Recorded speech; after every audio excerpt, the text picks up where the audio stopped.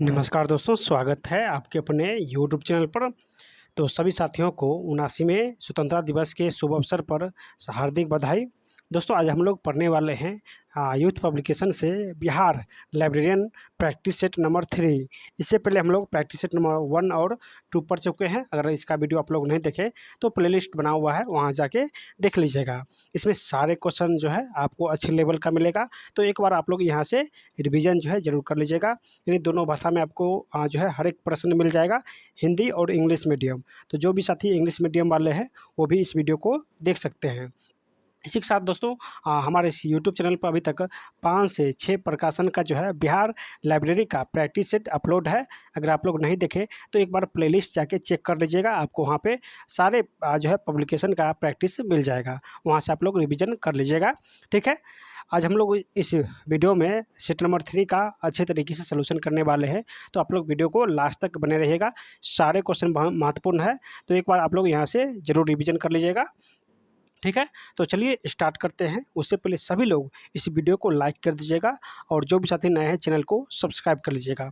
दोस्तों, आपका परिवार जो है जल्द ही 50,000 के जो है आसपास आ गया है। तो आप लोग अगर सपोर्ट कीजिएगा तो इस मंथ जो है 50,000 का परिवार आपका हो जाएगा।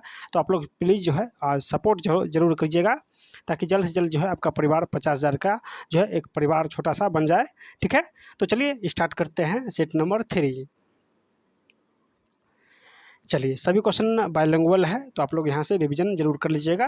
चलिए, क्वेश्चन है कि निम्नलिखित में से कौन सा encyclopedia of library and information science इन चतुर्थ संस्करण के संपादक है? कौन encyclopedia of library and information science के चतुर्थ संस्करण के संपादक है? तो जल्दी से इसका आंसर आप लोग बताइए।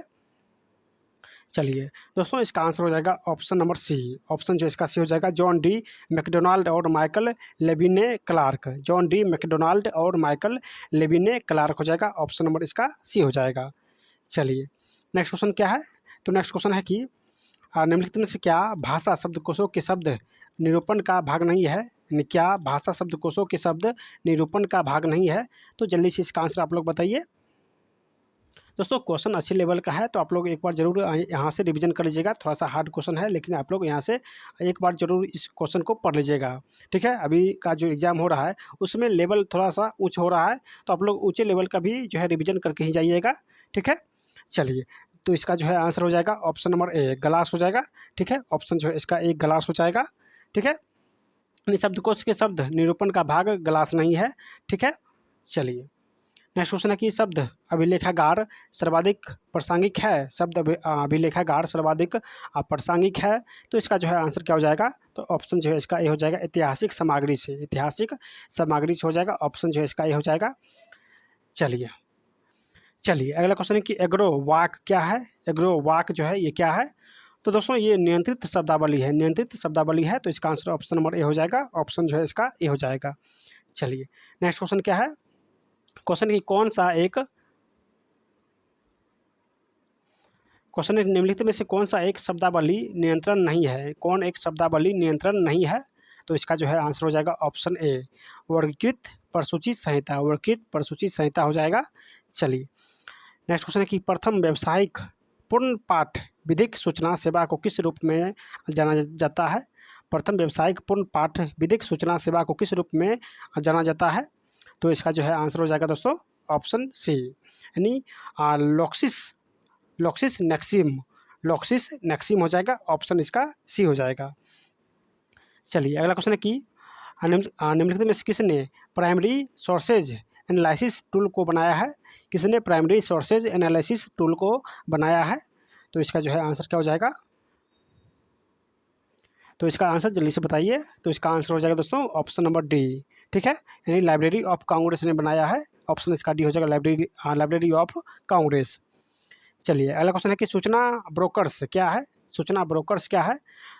तो दोस्तों, ये जो है उन व्यक्तियों या फर्मों को संदर्भित करता है जो एक शुल्क के द्वारा सूचना प्रदान करते हैं। एक शुल्क के द्वारा जो है सूचना प्रदान करते हैं। तो इसका आंसर ऑप्शन नंबर ए हो जाएगा। चलिए अगला क्वेश्चन है कि निम्नलिखित में से किसने सूचना समाज शब्द गाढ़ा है? किसने सूचना समाज शब्द को गाढ़ा है? तो दोस्तों, ऑप्शन इसका भी हो जाएगा, फ्रीटज मचलूप, फीटज मचलूप हो जाएगा, ऑप्शन इसका बी हो जाएगा। चलिए अगला क्वेश्चन है कि सही जो है क्रम कौन सा है, सही पदानुक्रम संबंध संरचना क्या है।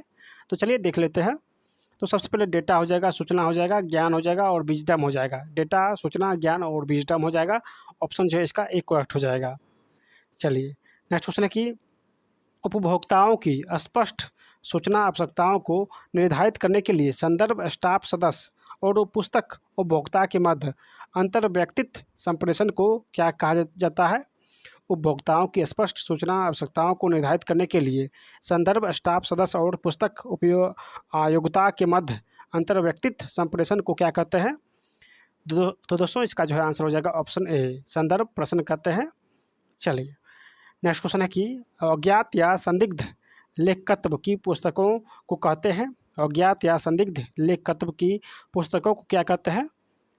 तो इसे एप्रोक्राइफल पुस्तक कहते हैं, एप्रोक्राइफल पुस्तक कहते हैं। इसका आंसर ऑप्शन नंबर सी हो जाएगा।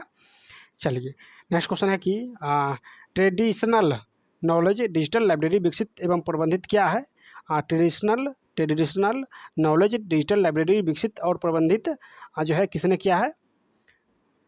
तो इसका जो है आंसर क्या हो जाएगा, तो ऑप्शन इसका सी हो जाएगा, यानी CSIR और आयुष मिनिस्ट्री ने, CSIR और आयुष मंत्रालय ने, ठीक है। तो ऑप्शन इसका सी हो जाएगा। चलिए नेक्स्ट है कि ज्ञान दर्शिका यानी प्रोपीडिया निम्नलिखित में से किसका भाग है। तो ज्ञान दर्शिका ये किसका भाग है। तो दोस्तों ये जो है इंसाइक्लोपीडिया ब्रिटेनिका का, इंसाइक्लोपीडिया ब्रिटेनिका का भाग है। तो इसका आंसर ऑप्शन नंबर सी हो जाएगा। नेक्स्ट क्वेश्चन है कि सूचना के प्रलेखीय स्रोतों को निम्नलिखित श्रेणी पारंपरिक, न पारंपरिक और गैर पारंपरिक और मेटा डॉक्यूमेंट्स में किसने वर्गीकृत किया था। सूचना के प्रलेखीय स्रोतों को निम्नलिखित श्रेणियाँ पारंपरिक और न पारंपरिक, गैर पारंपरिक और मेटा डॉक्यूमेंट्स में किसने वर्गीकृत किया था। तो दोस्तों इसका जो है आंसर हो जाएगा option number C, SR Ranganathan ने, ठीक है। चलिए नेक्स्ट क्वेश्चन है कि फोल्डर का एसेंशियल इंडिया है, फोल्डर का एसेंशियल इंडिया है। तो दोस्तों इसका आंसर हो जाएगा ऑप्शन नंबर बी, यात्रा मार्गदर्शिका हो जाएगा। चलिए अगला क्वेश्चन क्या है कि पुस्तकालय सेवाओं में नकारात्मक दृष्टिकोण को सकारात्मक दृष्टिकोण में बदलने की रणनीति की किस रूप में जाना जाता है। पुस्तकालय सेवाओं में नकारात्मक दृष्टिकोण को सकारात्मक दृष्टिकोण में बदलने की रणनीति की किस रूप में जाना जाता है। तो इसका जो है आंसर हो जाएगा ऑप्शन सी, अप्रत्यक्ष विपणन हो जाएगा।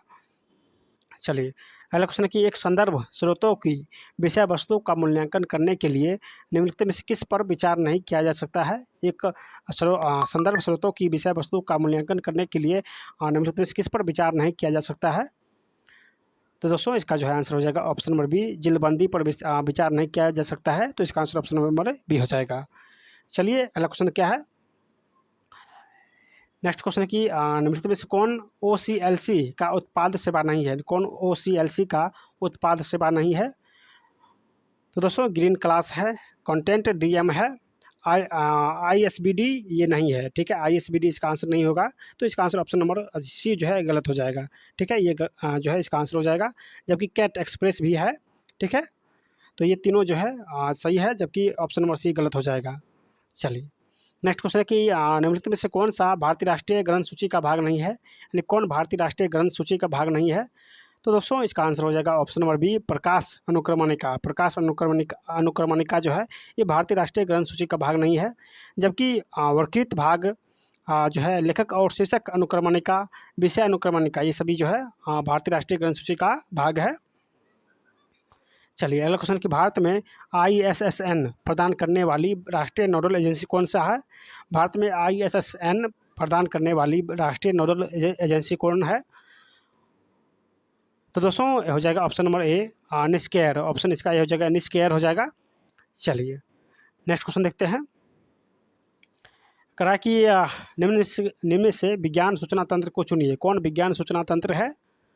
तो विज्ञान सूचना तंत्र जो है ऑप्शन इसका बी हो जाएगा, जो है डेबिस हो जाएगा, ऑप्शन बी, DEVSIS यानी डेवसिस, ठीक है। तो इसका आंसर ऑप्शन नंबर बी हो जाएगा, ठीक है। चलिए नेक्स्ट क्वेश्चन क्या है।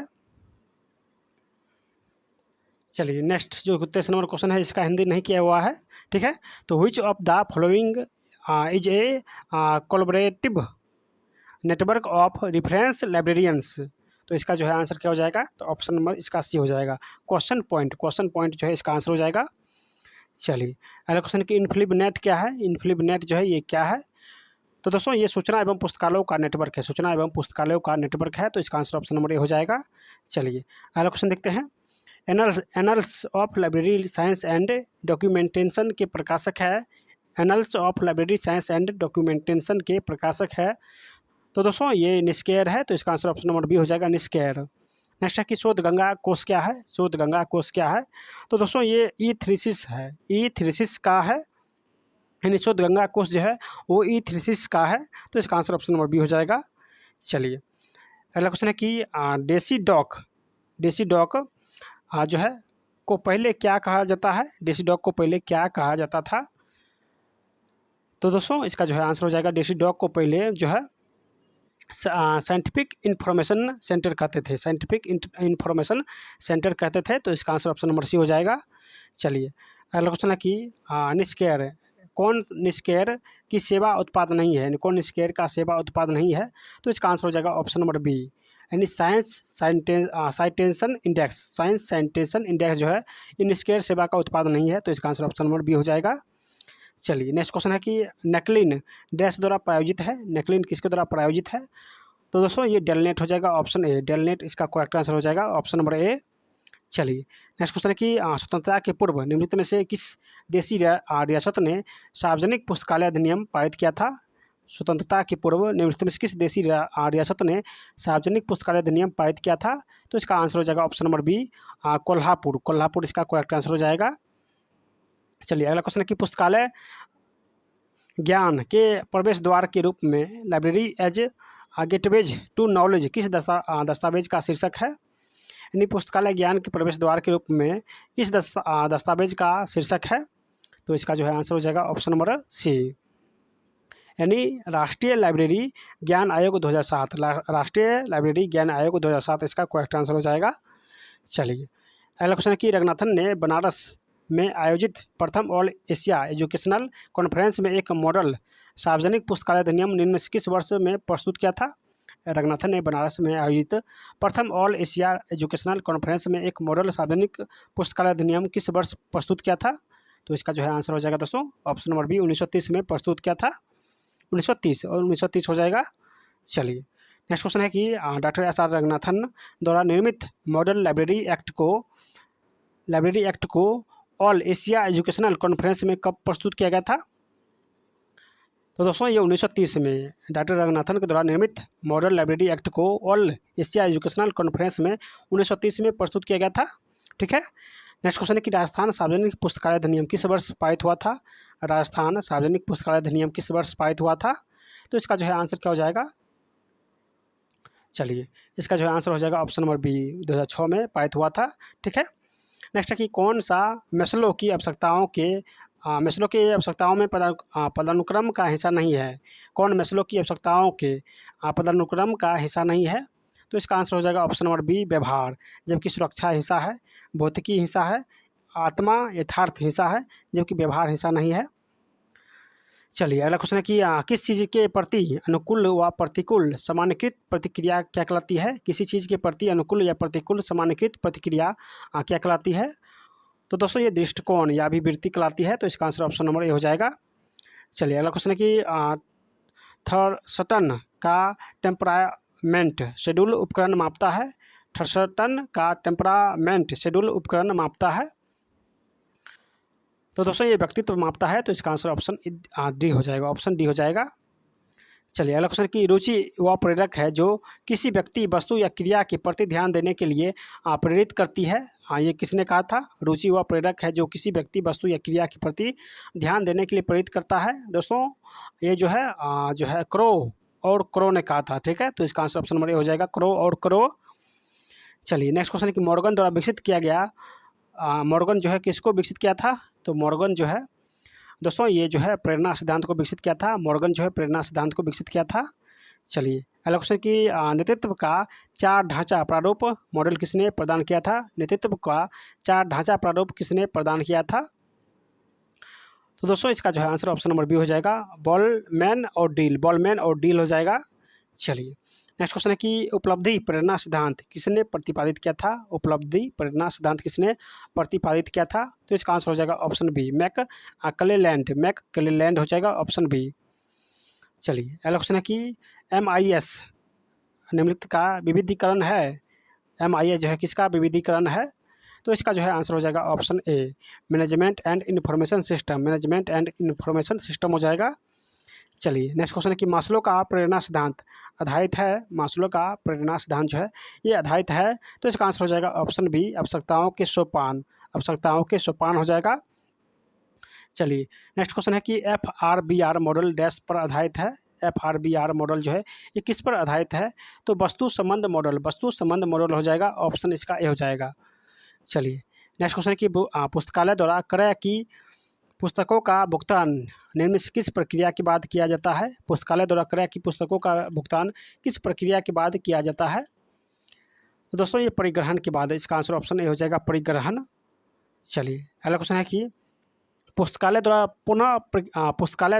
पुनः प्रक्रिया हेतु कार्यशील संग्रह को पहचानने की युक्ति कौन सा है? यानी कार्यशील संग्रह को पहचानने की युक्ति कौन सा है? तो दोस्तों ये प्रसारण का सिद्धांत हो जाएगा ऑप्शन बी। चलिए नेक्स्ट क्वेश्चन है कि उस इलेक्ट्रॉनिक निक्षेप डिपॉजिटरी की पहचान कीजिए जिसमें प्रतिभागी संस्थानों के पुस्तकालय अध्यक्ष को निक्षेप के प्रबंधन में अपनी बात को रखे जाने का अधिकार होता है। यानी उस इलेक्ट्रॉनिक निक्षेप की पहचान कीजिए जिसमें प्रतिभागी संस्थानों के पुस्तकालय अध्यक्ष को निक्षेप के प्रबंधन में अपनी बात को रखे जाने का अधिकार होता है। तो दोस्तों ये हो जाएगा क्लॉक कसम हो जाएगा। ऑप्शन इसका सी हो जाएगा, क्लॉक कसम हो जाएगा। चलिए नेक्स्ट क्वेश्चन क्या है कि महत्वपूर्ण एवं दुर्लभ पुस्तकों को उसके मौलिक स्वरूप में ठीक से कैसे बनाया रखा जा सकता है? तो दोस्तों कैसे बनाए रखा जा सकता है? तो इसका जो है आंसर हो जाएगा ऑप्शन जो है बी हो जाएगा, संरक्षण के रूप में। तो इसका आंसर ऑप्शन बी हो जाएगा, संरक्षण। चलिए अगला क्वेश्चन क्या है कि किसी कर्मचारी द्वारा आवंटित कार्य को समय पर अच्छी तरह पूर्ण करने पर कैसी अनुभूति होती है? किसी कर्मचारी के द्वारा आवंटित कार्य को समय पर अच्छी तरह से पूर्ण करने पर कैसी अनुभूति होती है? तो दोस्तों इसका जो है आंसर हो जाएगा ऑप्शन नंबर सी, कार्य संतुष्टि हो जाएगा। चलिए अगला क्वेश्चन है कि निम्नलिखित में से कौन शैक्षणिक पुस्तकालय समिति का हिस्सा नहीं है? यानी कौन जो है वो शैक्षणिक पुस्तकालय समिति का हिस्सा नहीं है? तो इसका आंसर हो जाएगा ऑप्शन नंबर ए, पुस्तक विक्रेता हो जाएगा। चलिए अगला क्वेश्चन है कि पुस्तकालय के संदर्भ में CDP में क्या तात्पर्य है? CDP में जो है वो क्या तात्पर्य है? तो इसका जो है आंसर हो जाएगा ऑप्शन नंबर डी, संग्रह विकास नीति हो जाएगा। चलिए अगला क्वेश्चन है कि एक निश्चित अवधि हेतु पुस्तकालय की अनुमानित आय और व्यय का लेखा क्या कहलाता है? एक निश्चित अवधि हेतु पुस्तकालय की अनुमानित आय और व्यय की लेखा क्या कहलाती है? तो दोस्तों इसका जो है आंसर हो जाएगा ऑप्शन नंबर बी, पुस्तकालय बजट हो जाएगा। नेक्स्ट क्वेश्चन है कि चयनित मापदंड के आधार पर पुस्तकालय से पुस्तक का व्यवस्थित निष्कासन क्या कहलाता है? तो इसका जो है आंसर हो जाएगा छटाई कहलाता है। ऑप्शन ए, छटाई कहलाता है। चलिए नेक्स्ट क्वेश्चन है कि सेल्फ सूची का मुख्य रूप से क्या उपयोग है? तो सेल्फ सूची का मुख्य रूप से उपयोग है दोस्तों स्टॉक सत्यापन हो जाएगा, ऑप्शन सी। अगला क्वेश्चन है कि इन्फिलिनेट के इन्फोपॉट के द्वारा किस वर्गीकरण पद्धति का उपयोग किया जाता है? इन्फिलिनेट के इन्फोपॉट के द्वारा किस वर्गीकरण पद्धति का उपयोग किया जाता है? तो इसका जो है आंसर हो जाएगा ऑप्शन नंबर सी, DDC का उपयोग किया जाता है। चलिए अगला क्वेश्चन है कि UDC कंसोर्टियम ने किस वर्ष से UDC का स्वामित्व ग्रहण किया था? तो दोस्तों ये 1992 हो जाएगा। चलिए नेक्स्ट क्वेश्चन है कि सोशल साइंस इन्फॉर्मेशन गेटवे में कौन सा वर्गीकरण पद्धति का उपयोग होता है? तो UDC का उपयोग होता है। ऑप्शन इसका ये हो जाएगा, UDC। चलिए नेक्स्ट क्वेश्चन है कि कौन सा कथन UDC ऑफलाइन के लिए सही नहीं है? कौन सा कथन UDC ऑनलाइन के लिए वो सही नहीं है? तो इसका जो है आंसर हो जाएगा ऑप्शन नंबर ए, सिर्फ अंग्रेजी भाषा में उपलब्ध है। यानी UDC जो है सिर्फ अंग्रेजी भाषा में उपलब्ध होती है। तो ये कथन गलत है, ठीक है। तो इसका आंसर ऑप्शन नंबर ए हो जाएगा, ये कथन गलत है।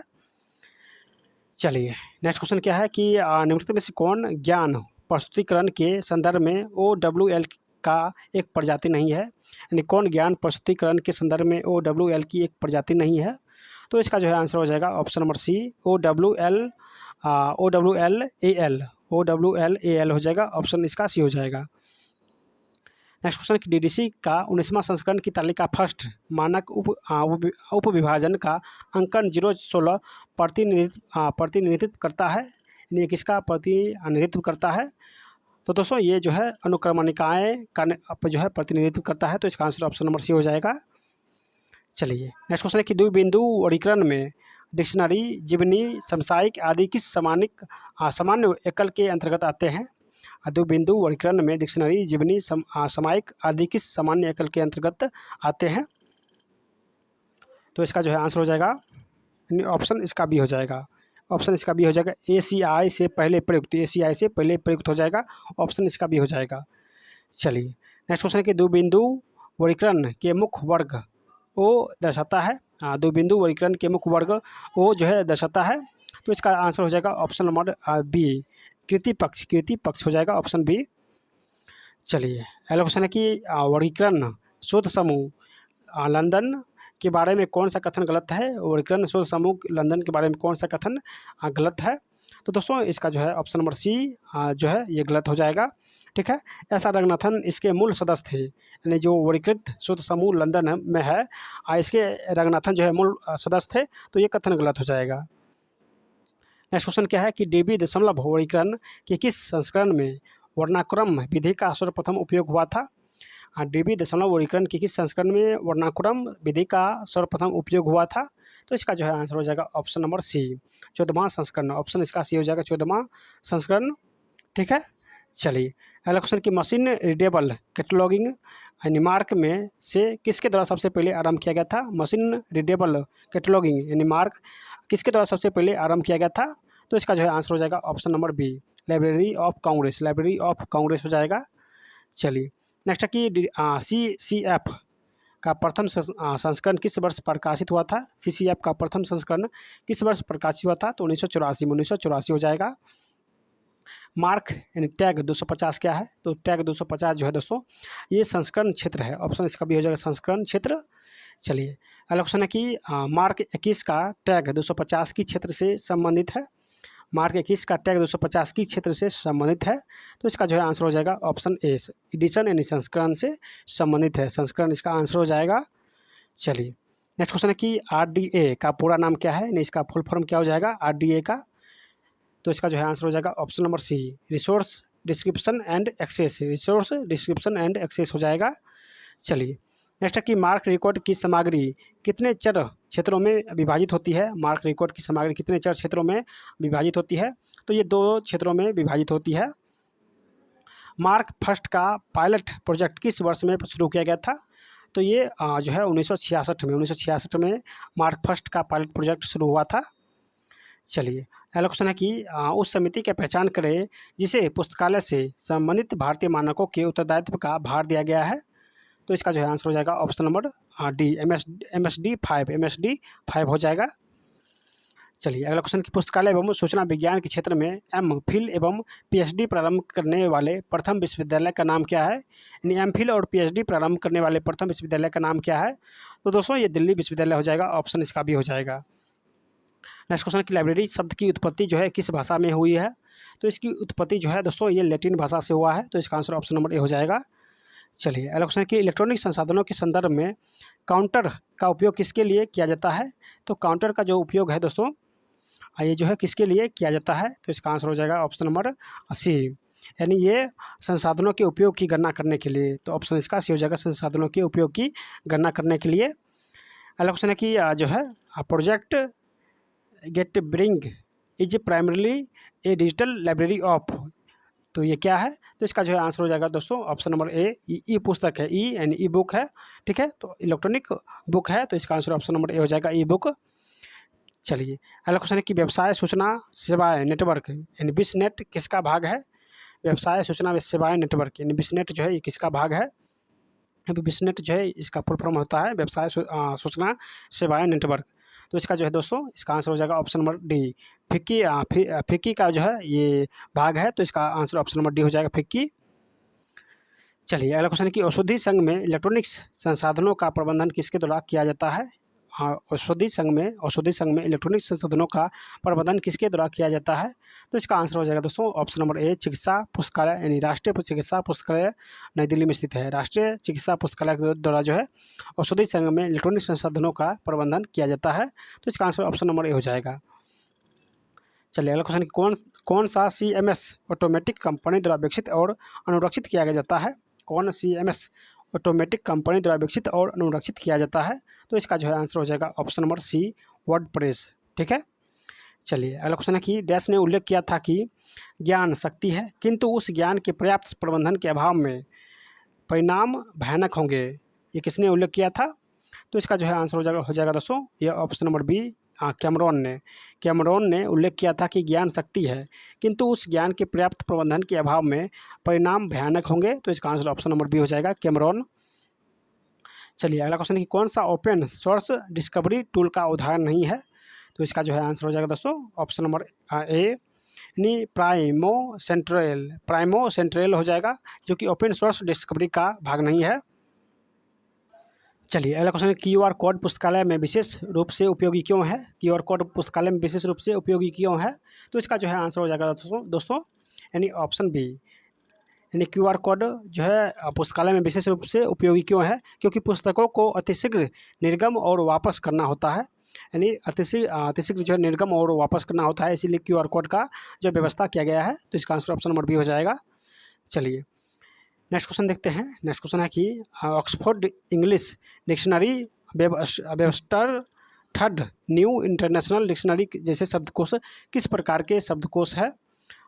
तो दोस्तों ये जो है विस्तृत एवं वर्णनात्मक शब्दकोश है। चलिए नेक्स्ट क्वेश्चन क्या है। क्वेश्चन है कि पुस्तकालय संग्रह सेवाओं और सूचना खोजने संबंधी कौशलों के बारे में पुस्तकालय प्रयोक्ताओं को पढ़ाने के लिए विनिर्मित अनुदेश को क्या कहते हैं। तो विनिर्मित अनुदेश को दोस्तों प्रयोक्ता शिक्षा कहते हैं। तो इसका आंसर ऑप्शन नंबर डी हो जाएगा प्रयोक्ता शिक्षा। चलिए अगला क्वेश्चन की पुस्तक से संबंधित पहचान हेतु रेफिड क्या है। पुस्तक से संबंधित पहचान हेतु रेफिड क्या है। तो इसका जो है आंसर हो जाएगा ऑप्शन नंबर सी टैग है। ठीक है। चलिए next question bar code label का उपयोग किया जाता है।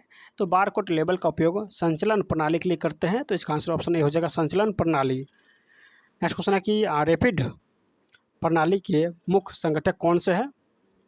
रैपिड प्रणाली के मुख्य संगठक कौन सा है। तो दोस्तों ये जो है यानी RFID रैपिड हो जाएगा। टैग रीडर्स या सेंसर्स एंटीना और सर्वर हो जाएगा। रैपिड हो जाएगा। ठीक है। टैग रीडर्स सेंसर्स और एंटीना एवं सर्वर हो जाएगा। ऑप्शन इसका भी हो जाएगा। चलिए नेक्स्ट क्वेश्चन देखते हैं। नेक्स्ट क्वेश्चन क्या है कि अगला क्वेश्चन है कि पुस्तक वस्तुओं की पहचान के लिए निम्नलिखित में से एक RFID घटक को संलग्न किया जाता है। पुस्तक यानी पुस्तक के वस्तुओं की पहचान के लिए निम्नलिखित में से एक RFID घटक को संलग्न किया जाता है। तो इसका जो है आंसर हो जाएगा ऑप्शन नंबर डी टैग हो जाएगा ऑप्शन डी। चलिए अगला क्वेश्चन देखते हैं। निम्नलिखित में से कौन सोल 3.0 की विशेषता नहीं है, यानी सोल 3.0 का विशेषता कौन नहीं है। तो इसका जो है आंसर हो जाएगा ऑप्शन नंबर डी, यानी नॉन यहाँ पे SIP2 के साथ असंगत SIP2 के साथ असंगत हो जाएगा। ऑप्शन इसका डी हो जाएगा। चलिए अगला क्वेश्चन है कि जो है IFLA यूनेस्को द्वारा सार्वजनिक पुस्तकालय घोषणा पत्र का आखिरी बार कब नवीनीकरण किया गया था। तो दोस्तों ये आखिरी बार जो है यह 2022 में आखिरी बार नवीनीकरण किया गया है। तो इसका आंसर ऑप्शन नंबर डी हो जाएगा, सॉरी सी हो जाएगा। ऑप्शन इसका सी हो जाएगा, यानी आखिरी बार जो है अपडेट 2022 में किया गया है। नेक्स्ट क्वेश्चन कि इन्फोसियर शब्द किसने दिया था। तो इन्फोसियर जो शब्द है ये लुसियानो फ्लोरिडी ने किया था। तो इसका आंसर ऑप्शन नंबर सी हो जाएगा। चलिए नेक्स्ट है कि निम्नलिखित में से आर्टिफिशियल इंटेलिजेंस किस पीढ़ी की कंप्यूटिंग से संबंधित है, यानी AI जो है ये किस पीढ़ी का कंप्यूटर है।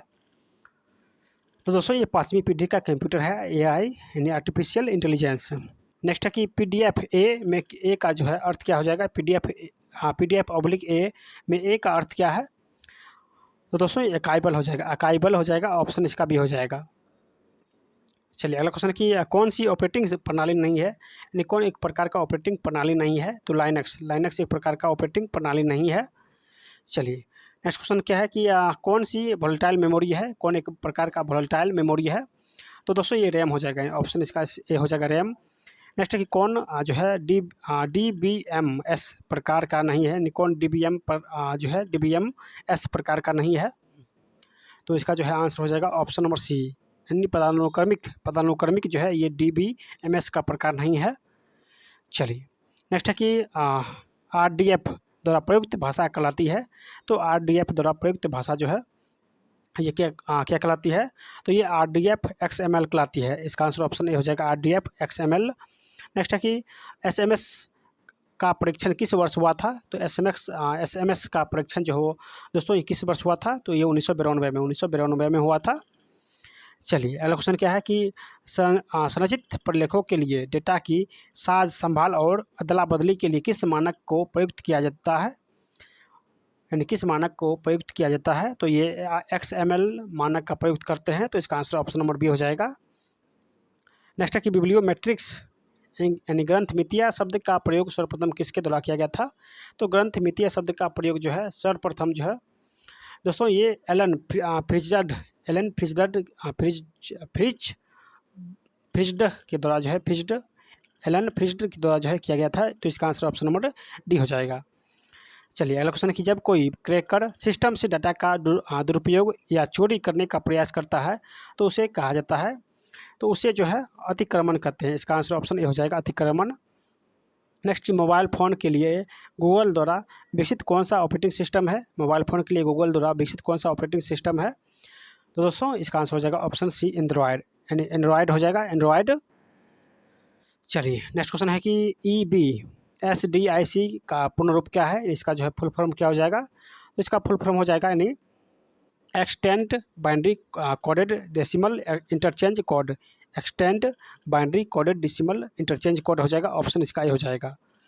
चलिए अगला क्वेश्चन क्या है, तो अगला क्वेश्चन है कि dash long tail of open access journal को संरक्षित करने हेतु एक पहल है, dash long tail of open access journal को संरक्षित करने हेतु एक पहल है, तो इसका जो है आंसर हो जाएगा ऑप्शन नंबर ए जेस्पर हो जाएगा, यानी JASPER हो जाएगा, जेस्पर हो जाएगा।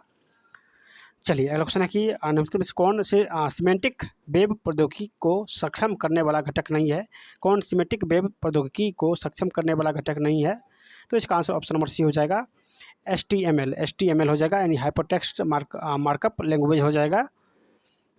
नेक्स्ट है कि कौन सा एक युग्म सही सम्मिलित नहीं है, तो इसका जो है आंसर हो जाएगा ऑप्शन नंबर सी, ये सही ये जो कथन है ऑप्शन सी ये गलत है, यानी I10 इंडेक्स जो है किसने दिया था, माइक थेलबार ने, तो ये कथन गलत हो जाएगा, ठीक है।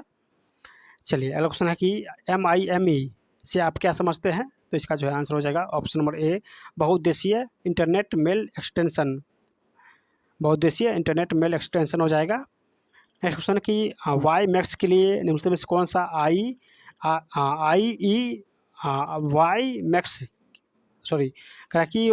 के लिए कौन सा IEEE यानी IEEE EEE मानक है, तो इसका जो है आंसर हो जाएगा ऑप्शन नंबर डी IEEE 802.16 हो जाएगा, ऑप्शन इसका डी हो जाएगा। नेक्स्ट है इंटरनेट पर क्लाइंट सर्वर आधार पर हाइपरटेक्स्ट और मल्टीमीडिया सूचना प्रणाली को डैश करते हैं, इंटरनेट पर क्लाइंट सर्वर आधार पर हाइपरटेक्स्ट और मल्टीमीडिया सूचना प्रणाली को क्या कहते हैं, तो इसका जो है आंसर हो जाएगा दोस्तों option number a world wide web कहते हैं, ठीक है।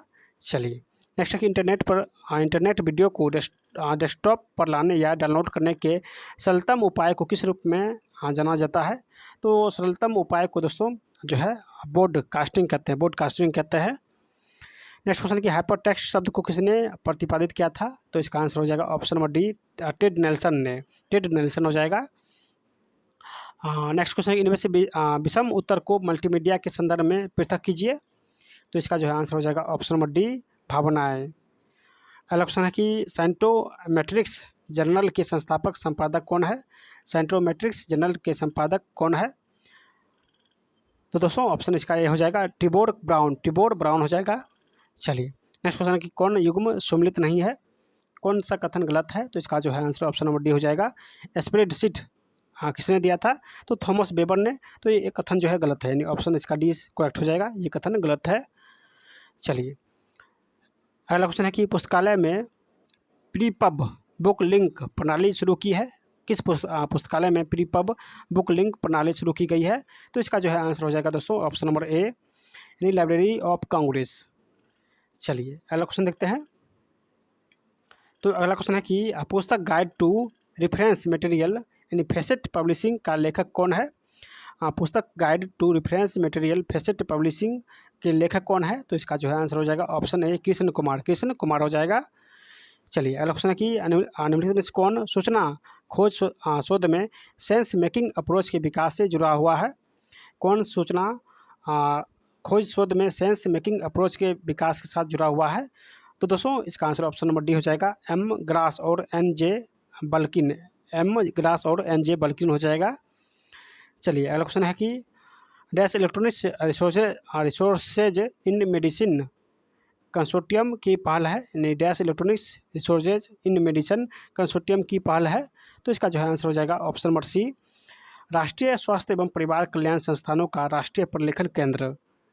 चलिए नेक्स्ट क्वेश्चन है कि उत्तम पुस्तक के अधिकतम पाठकों के लिए कम कीमत पर वाक्यांश को किसने बनाया है? उत्तम पुस्तकें जो है वो अधिकतम पाठकों के लिए कम कीमत पर उत्तम पुस्तकें अधिकतम पाठकों के लिए कम कीमत पर वाक्यांश को किसने बनाया है? तो दोस्तों ये जो है डॉक्टर एस आर रंगनाथन ने बनाया है। तो इसका आंसर ऑप्शन नंबर ए हो जाएगा। चलिए अगला क्वेश्चन क्या है कि guidance documents good academy research practices को डैश के द्वारा प्रकाशित किया गया है? तो दोस्तों ये जो है किसके द्वारा प्रकाशित किया गया है? तो नेशनल बुक ट्रस्ट के द्वारा जो है ये प्रकाशित किया गया है। तो इसका आंसर ऑप्शन नंबर बी हो जाएगा। चलिए तो हम लोग दोस्तों इसमें सारे क्वेश्चन जो है 120 क्वेश्चन का ये सीरीज है, तो सारे क्वेश्चन अच्छे तरीके से रिवीजन कर चुके हैं। अगर आप लोग चाहते हैं कि नेक्स्ट सेट जल्द ही अपलोड हो तो आप लोग सेट नंबर जो है 4 कमेंट बॉक्स में लिखकर जरूर कमेंट कीजिएगा। अगर आप लोग पढ़ना चाहते हैं सेट नंबर 4 तो कमेंट बॉक्स में आप लोग सेट नंबर 4 लिखकर कमेंट कीजिएगा। और जो भी साथी नए हैं प्लीज़ आप लोग जो है इस चैनल को सब्सक्राइब कर लीजिए। आपको सभी प्रकाशन का लाइब्रेरी का प्रैक्टिस हमारे इस यूट्यूब चैनल पर कराया जाएगा, तो सभी लोग चैनल को सब्सक्राइब करना मत भूलिएगा। ठीक है, तो मिलते हैं नेक्स्ट वीडियो में, तब तक बाय।